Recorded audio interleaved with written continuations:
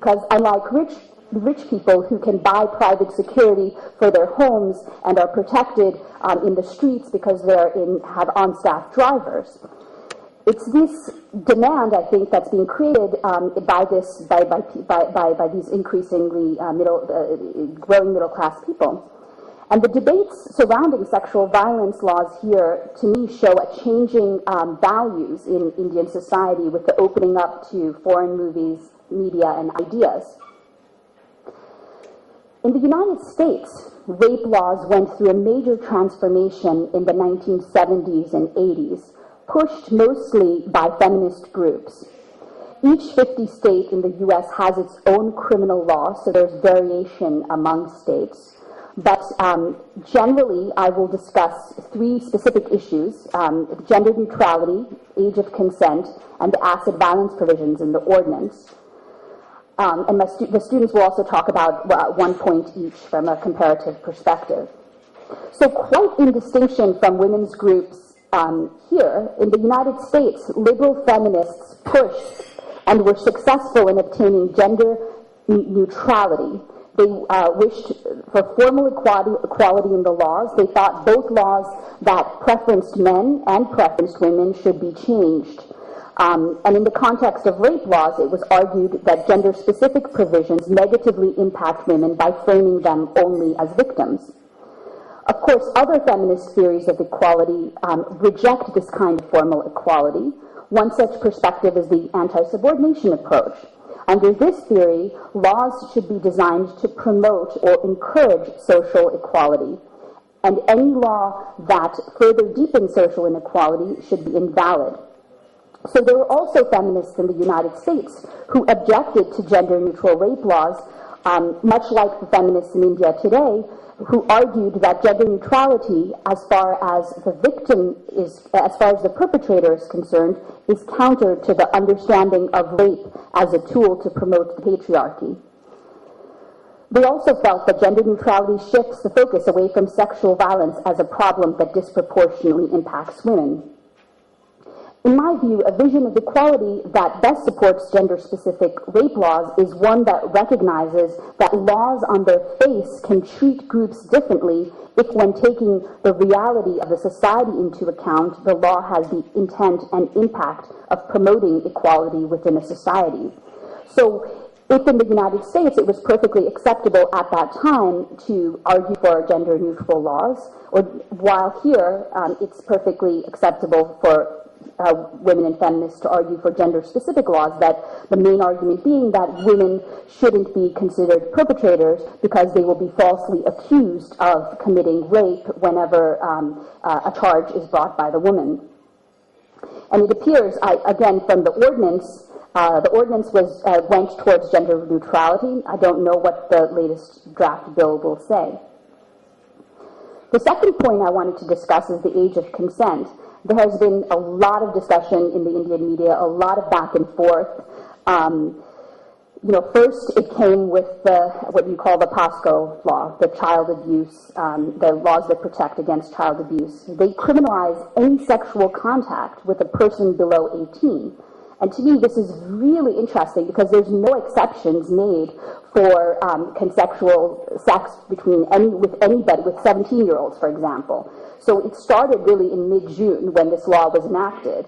And then it, with the ordinance, changed the penal code to increase the consent from 16 to 18.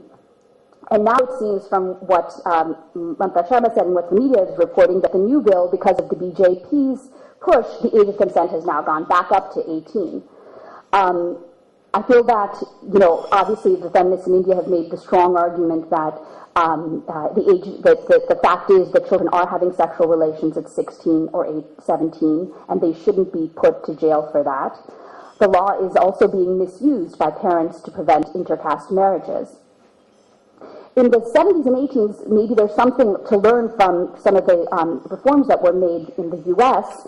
Feminists advocated for these consensual sex exceptions and also for age span provisions, which decriminalized consensual sex between people below 18 so long as they're within a certain range of each other.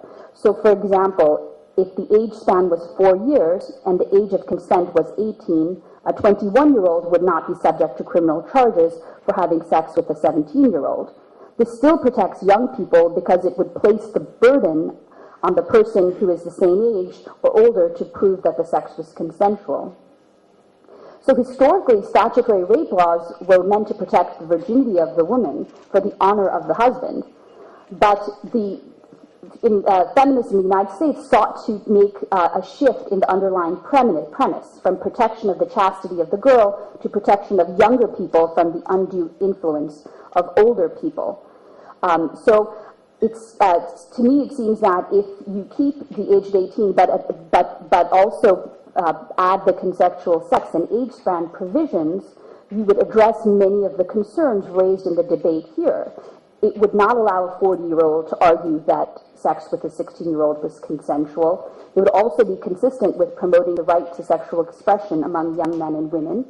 And it would also address concerns of people who worried that lower age of consent would increase the misuse of the law by parents who are trying to prevent intercaste or other relationships. So, and I think also the obvious misperception exists that, again, I don't think it means if you put the age at 16 that you're somehow encouraging sexual relations. You're just saying that people shouldn't go to jail if they are having consensual sex.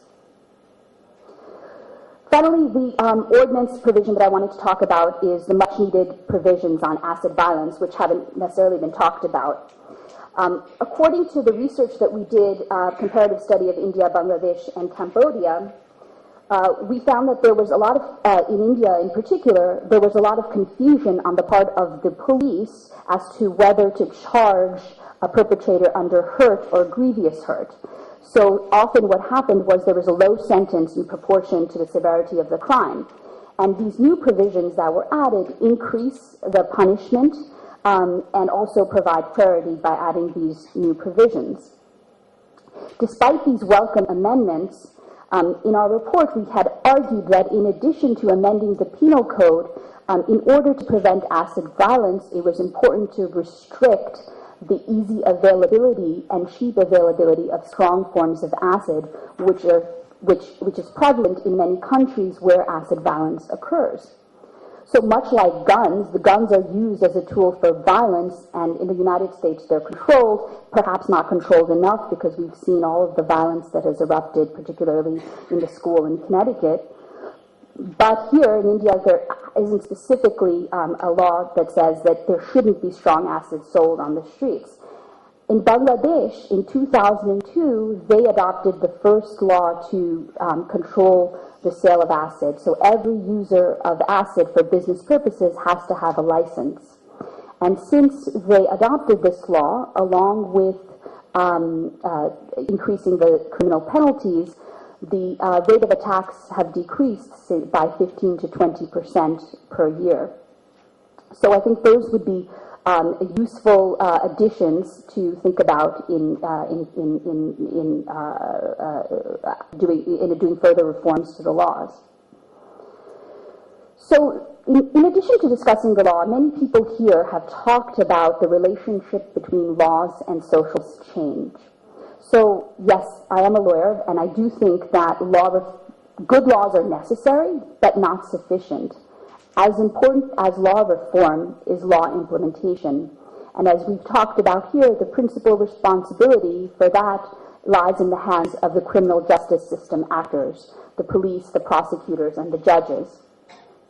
Most perpetrators of sexual violence are never charged, tried, or convicted in India and in the United States. There are a number of reasons for this. The one that I'll discuss is the sexist attitudes of law enforcement actors.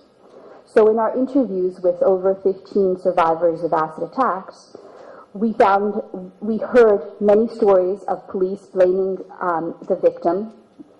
One woman whose husband poured acid on her face, causing her to lose her eyesight in one eye, her nose, and other features, told me that when she went to court, the judge asked her to cover her face because he couldn't bear to see it. And then she says, and he only and my husband only got a 7-year sentence, but here I can't go out into the street. So even when strong criminal penalties are imposed, they're often done for the wrong reasons.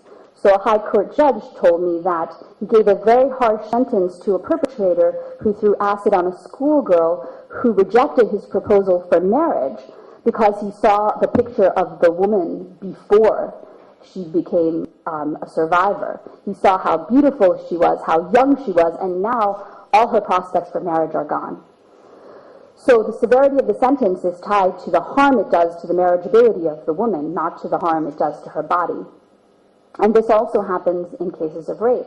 A study by Mrinal Satish, who's a professor at the National Law School in Delhi, found that while the two-finger test, we discussed that yesterday, that as the doctors noted, it isn't admissible for purposes of determining guilt. It does come in the sentencing phase.